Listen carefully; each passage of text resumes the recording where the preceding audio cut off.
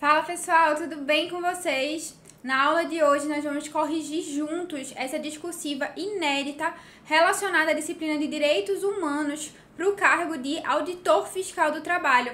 Esse cargo que vai ter apenas 900 vagas no Concurso Nacional Unificado, nosso CNU. E esse cargo ele vai estar presente no bloco 6, que é o bloco de Trabalho e Previdência. Nós até o momento não temos o edital publicado, está bem próximo dessa publicação, mas já temos a banca definida, que é a SES Gran Rio. Vamos então iniciar a correção dessa nossa discursiva? Vou colocar o slide na tela para a gente começar. Antes de iniciarmos de fato a correção dessa inédita, vamos dar uma olhadinha nos critérios de correção aplicados pela SES Gran Rio. O primeiro critério que vocês podem acompanhar aí pelo slide é a adequação ao tema proposto. É a resposta de fato ao que está sendo perguntado, o que está sendo solicitado de vocês. Então, esse critério ele vai avaliar a capacidade que vocês têm de desenvolver aquele tema que foi proposto, aquilo que foi solicitado em cada um dos aspectos, sem fugir, sem tangenciar, sem ficar só enchendo linguiça com argumentos muito superficiais. E aí fica aquela dúvida, né? Como é que eu posso fazer isso? Como é que eu posso embasar bem o meu texto?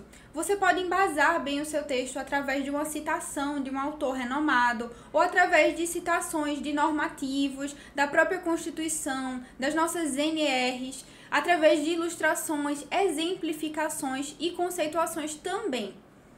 O próximo critério que também é avaliado é a adequação ao tipo de texto solicitado. Vocês devem saber aplicar as características do texto dissertativo. Se estiver sendo solicitado de vocês um texto dissertativo, vocês vão ter que saber distinguir e aplicar as características de um texto dissertativo argumentativo, ou de um texto dissertativo expositivo, ou, se for o caso, um estudo de caso. Então, saber fazer essa distinção e aplicar as características de acordo com o que foi solicitado de vocês. O terceiro aspecto é o aspecto do emprego apropriado de mecanismos de coesão.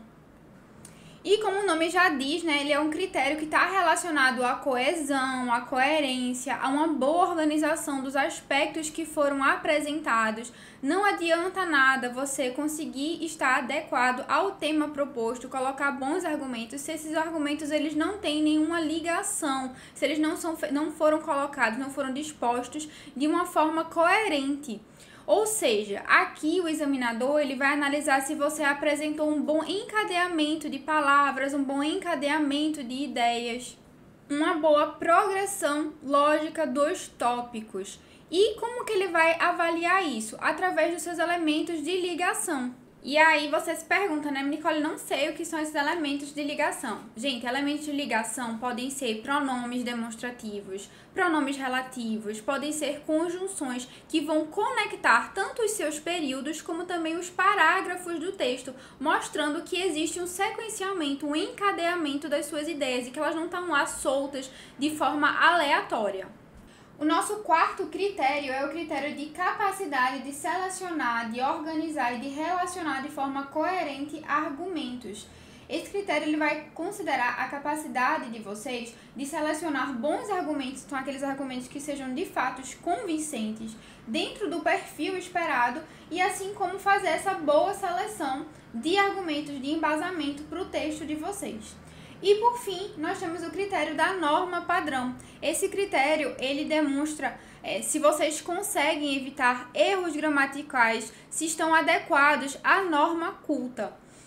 Então, o examinador, ele vai considerar, por exemplo, erros de ortografia, de morfologia, erros de regência, de concordância e vai sair debitando pontos da sua prova. No caso da sua prova discursiva. Por isso que é fundamental que vocês estejam em dia com as regras gramaticais. Muitas vezes as pessoas escrevem textos fantásticos, super bem argumentados, porém cometem diversos errinhos gramaticais e isso vai debitando diversos pontos delas também. E por fim, além desses pontos, desses critérios citados, é muito importante que vocês estejam atentos à apresentação do seu texto. Como assim, né? A apresentação que eu falo aqui é a estruturação das ideias na forma de parágrafos, indicação do início deles, respeitar as margens do seu texto. Vamos seguir falando ainda um pouco mais sobre a estruturação do texto de vocês antes de seguir para a correção da inédita. Muitas vezes, gente, o examinador, ele não tem um domínio muito aprofundado do tema que você está escrevendo. Então, ele vai avaliar o seu texto com base numa resposta padrão. Por isso que é muito importante que você deixe claro para ele qual aspecto que você está respondendo, qual aspecto que você está abordando em cada parágrafo. Além disso, nos textos dissertativos e expositivos, a introdução ela é dispensável. Então, esqueçam aquilo que vocês veem na parte do Enem, quando a gente está falando de texto dissertativo e expositivo, tá? E prestem atenção nas regras que a gente está trazendo nessa aula de hoje. Parágrafo de introdução, ele é dispensável, ele é facultativo, você usa se você quiser. E, em geral, a gente tem um parágrafo por cada aspecto cobrado no enunciado. Por isso que vocês precisam ter muitos argumentos, bons argumentos, para conseguir utilizá-los no texto de vocês. E o parágrafo de conclusão, ele é desaconselhado. O que realmente vai aumentar a nota de vocês, o que realmente vai ser mais observado é o atendimento ao objetivo, ao conteúdo teórico cobrado em cada um dos aspectos do enunciado da questão. E aí, como é que você vai estruturar os seus parágrafos? Vejam o esquema que está aí nesse slide. Você deve iniciar indicando para o examinador que você vai responder aquele determinado aspecto. Na sequência, você vai apontar os seus argumentos, utilizando, como nós falamos, uma citação, uma conceituação de algum autor renomado ou de uma ANR, de algum normativo da própria Constituição ou através de exemplos. Você vai usar os argumentos que você tiver para embasar e responder aquilo que foi solicitado de você. Então, primeiro você apresenta qual aspecto que você está tratando, na sequência você traz os seus argumentos. E essa parte aqui do encerramento, ela não é obrigatória, tá? Isso aqui é análogo a uma conclusão. Então, ela é o fechamento do seu aspecto. E você vai fazer isso, você vai fazer esse fechamento se você quiser, não é obrigatório.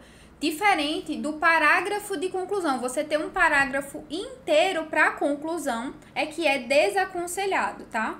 E para fazer o elo entre os argumentos que você utilizou, aí é que vão entrar os nossos elementos de ligação.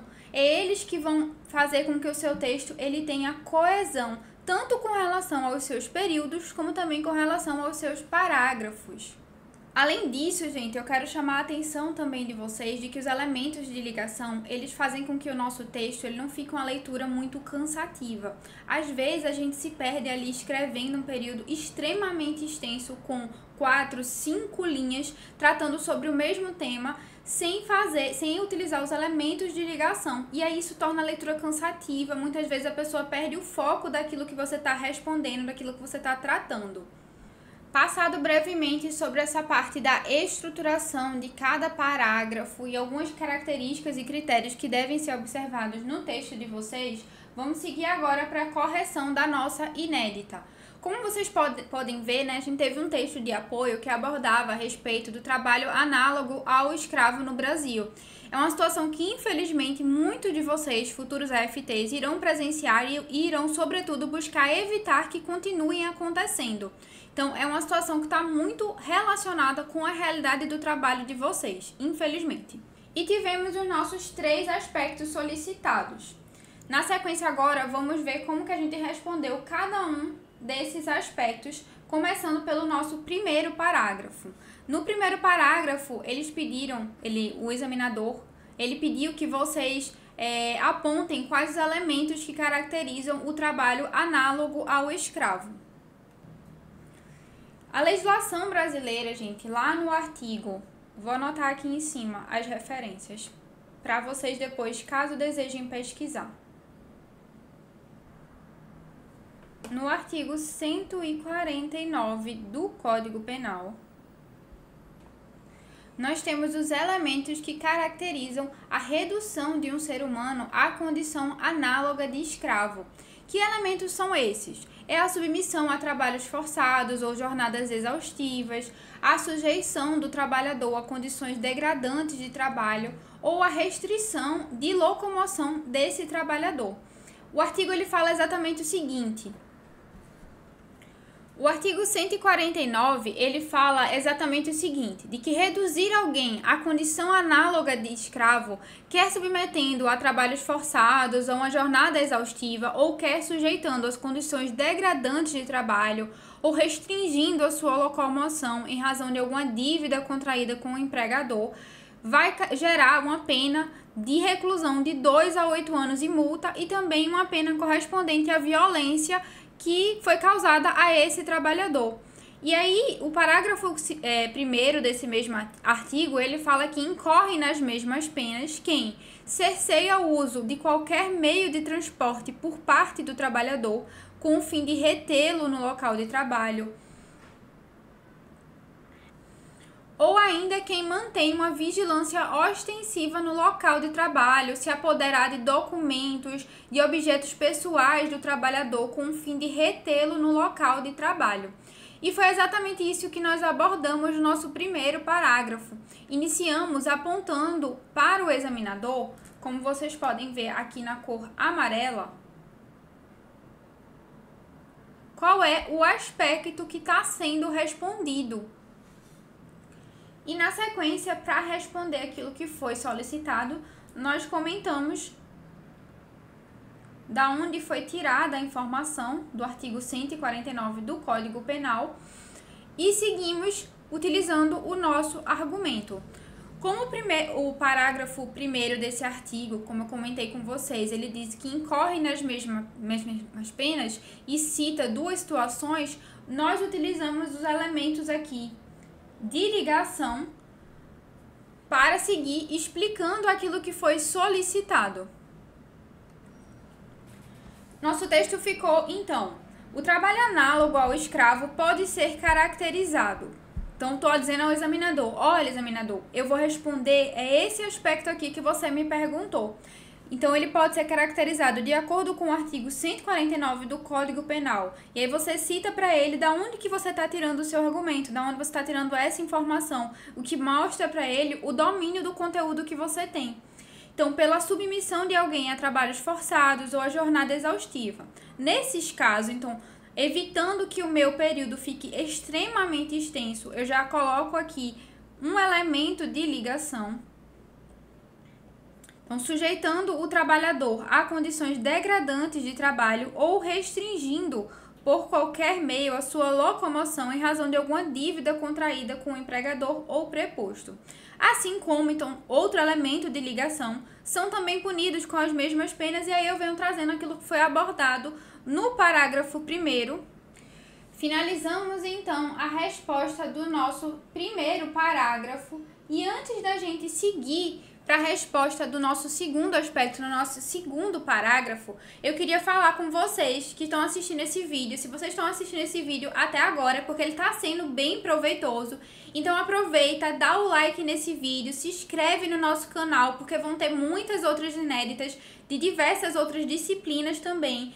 E aproveita, né, não esquece de pegar o nosso e-book gratuito, o nosso e-book que está na descrição desse vídeo. Esse e-book ele tá cheio de estratégias, de dicas, de macetes para vocês mandarem bem na discursiva do CNU, tá?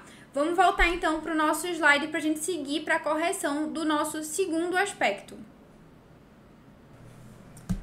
No segundo aspecto, foi solicitado de vocês diferenciarem o trabalho forçado da jornada exaustiva de trabalho. E onde é que isso está disposto? Isso está disposto na portaria do Ministério do Trabalho 1293 de 2017. Essa portaria, ela traz a definição dos termos que foram citados lá no Código Penal, no artigo 149 que a gente acabou de ver. Ela fala que o trabalho forçado é aquele trabalho que é exigido sob ameaça de sanção física ou psicológica, para a qual o trabalhador ele não tenha se oferecido ou uma situação que ele não deseje permanecer espontaneamente. enquanto que a jornada exaustiva é toda forma de trabalho, seja de natureza física ou mental, que por sua extensão ou pela sua intensidade esteja acarretando nesse trabalhador a violação a um direito fundamental relacionado à sua segurança, à sua saúde, ao seu descanso, ao convívio familiar e social que ele tem direito. E a gente trouxe exatamente isso para a nossa discursiva, falando o seguinte: o conceito de trabalho forçado, então, mais uma vez, eu mostrando aqui para o examinador sobre o que é que eu estou abordando, qual aspecto que eu estou abordando. Lembrando que esse aspecto ele se dividiu em duas partes, a parte do trabalho forçado e a parte da jornada exaustiva. Eu venho falando para ele está descrito lá na portaria do Ministério do Trabalho, 1293, mostrando que vocês têm domínio sobre aquilo que vocês estão trazendo, sobre essa informação que vocês estão colocando aqui na discursiva. E muitas vezes os alunos perguntam, né, como é que eu vou saber qual argumento que eu vou utilizar? Bom, vocês têm que começar a tratar o quanto antes a discursiva como uma disciplina que tem um peso muito grande na aprovação de vocês. Então é preciso que vocês revisem os temas, que vocês elaborem talvez um material de revisão, um material que vai te auxiliar para que quando você precisar escrever, que venha os argumentos na sua mente para que você consiga embasar bem esse seu texto. Tá? Então estudem os temas, estudem outros temas de outras discursivas inéditas, temas relacionados, por exemplo, ao trabalho infantil, e construam um material com esses argumentos para que vocês consigam lembrar na hora de produzir a sua discursiva. Inclusive, deixa eu até voltar para a tela, para a gente dividir aqui a nossa tela. Vou até comentar como que eu fazia para detalhar um pouco melhor, porque isso é uma das perguntas que eu mais recebo. Eu não só produzia as minhas discursivas, sempre que eu fazia os meus simulados, eu não só produzia as minhas discursivas, mas eu tinha um momento no meu ciclo de estudo em que eu parava para estudar aqueles temas que eram prováveis de cair na minha discursiva. Então eu montava o meu material de revisão, anotava argumentos que sejam interessantes de serem utilizados, seja a citação de um autor renomado, seja também trechos de normas técnicas, trechos da Constituição, de outras legislações que seriam interessantes de serem abordados na minha discursiva. Então eu montava esse material e revisava esse material também, assim como eu revisava qualquer outra disciplina, tá? E por isso que quando eu ia escrever as minhas discursivas, quando eu vou escrever as discursivas, eu consigo me lembrar de argumentos para utilizar nesses meus textos. E essa é uma recomendação que eu deixo para vocês. Tratem a discursiva como uma disciplina, porque ela tem um peso muito grande na prova de vocês. Então, tratem ela com a mesma importância que vocês vão tratar, por exemplo, direito do trabalho ou a parte de saúde e segurança do trabalho também. Vou voltar ao nosso slide para a gente continuar a nossa correção. E aí nós abordamos nesse segundo parágrafo o atendimento ao segundo aspecto, lembrando de utilizar sempre os nossos elementos de ligação para trazer coesão a esse texto. Então eu vim respondendo para ele que o trabalho forçado, conforme essa portaria do Ministério do Trabalho, é aquele exigido sobre ameaça de sanção física ou psicológica e etc.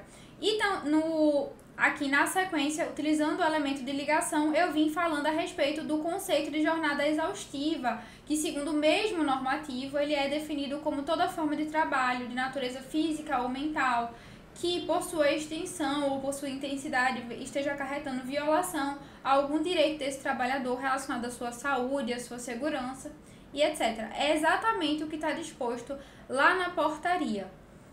E por fim, respondendo ao terceiro parágrafo, atendendo ao terceiro aspecto que foi solicitado, ele pede que vocês explorem a importância dos sindicatos, das organizações não governamentais e dos mecanismos de apoio para garantir que os trabalhadores eles possam exercer os seus direitos sem medo de retaliação. Bom, nós sabemos que o sindicato ele tem a faculdade de ingressar com o que a gente chama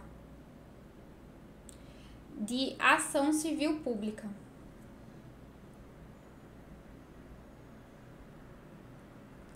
E essa ação civil pública, ela vai ser face ao empregador escravizador. E ela tem como objetivo fazer cessar, interromper essas práticas escravizantes em uma determinada localidade, assim como atos de tentativas de aliciamento, levando as denúncias ao Ministério Público Federal, para que sejam tomadas as devidas providências quanto à responsabilização criminal do que está acontecendo. Além dos sindicatos, nós também temos as organizações não governamentais, que são as nossas ONGs. Essas ONGs, assim como a mídia,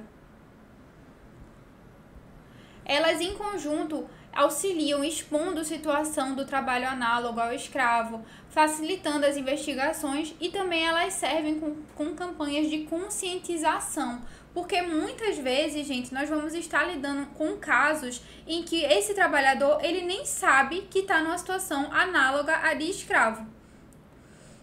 E também, por fim, temos os mecanismos de apoio que prestam serviços de assistência jurídica. Essas foram as informações que nós dispomos no terceiro parágrafo, que vem trazendo, mais uma vez, apontando aqui qual é o aspecto que nós iremos responder. E aí eu falo, né, a presença dos sindicatos, das ONGs, dos mecanismos de apoio na defesa dos direitos dos trabalhadores, ela é fundamental para garantir um ambiente de trabalho justo, seguro e equitativo. Os sindicatos representam os interesses coletivos dos trabalhadores, sobretudo na negociação de acordos coletivos, ou seja, nessa busca de melhorias da qualidade no trabalho, da qualidade de vida do trabalho. Por outro lado, então aqui um elemento de ligação para que eu venha falando agora sobre outro ponto que ele me perguntou, que foram as ONGs. As ONGs, elas monitoram as condições de trabalho, elas denunciam abuso e pressionam por mudanças legais e políticas, então elas auxiliam nas investigações. Além disso, então além desse trabalho de auxiliar nas investigações, de denunciar abusos, elas também atuam de forma a permitir a conscientização, a fazer campanhas de conscientização, informando os trabalhadores dos seus direitos. E, por fim, mais um elemento de ligação aqui para que eu responda a respeito, né, dos mecanismos de apoio, como serviços de assistência jurídica, auxiliando o trabalhador a entender e a exercer os seus direitos, fornecendo um caminho para que esses trabalhadores se sintam acolhidos e relatem as violações que estão acontecendo sem medo de retaliações. E dessa forma a gente finaliza o nosso terceiro parágrafo e finaliza também a nossa discursiva. Mas antes de a gente finalizar esse vídeo, eu queria conversar com você que percebeu que precisa de um reforço na sua preparação de forma mais efetiva para a prova discursiva do seu cargo. Eu quero te convidar a conhecer os nossos preparatórios completos para a discursiva, que são específicos por cargo e por especialidade. E o que é que esse preparatório inclui? Ele inclui a discussão dos critérios da SESGRAN Rio, que, como a gente falou, é a banca examinadora que vai elaborar essas provas. Também apostas para discursivas do CNU. Então, se você gostou da proposta desse tema, lá nos nossos preparatórios nós vamos ter muitos outros temas inéditos para vocês colocarem em prática. Além disso, obviamente, vocês vão ter direito à atualização no pós-edital. Vocês vão conhecer mais estratégias de estruturação dos parágrafos, entender o que é que o corretor vai buscar no seu texto, o que são as palavras-chave, o que são articuladores do discurso, como conseguir uma nota boa quando você não sabe muito sobre aquele assunto cobrado, quando você chega na prova e é surpreendido com um assunto que você não estava preparado, como você deve agir nessa situação. E também dezenas de questões de provas anteriores, questões inéditas, como eu já falei para vocês, voltadas para esse cargo, e videoaulas sobre todas as estratégias de resolução de questões. Então, como deu para perceber, ele é um preparatório bem completo, porque a gente já falou aqui e eu vou repetir. A discursiva, ela vai fazer toda a diferença para garantir a sua aprovação. E aí a gente encerra então o nosso vídeo. Eu quero me colocar à disposição caso vocês tenham alguma dúvida, seja sobre essa inédita, seja sobre outro tema e queiram trocar alguma ideia por lá, pelo meu Instagram, podem ficar à vontade para mandar as suas dúvidas. Eu vou ficar sempre muito feliz em auxiliá-los. E a gente se encontra então numa próxima aula.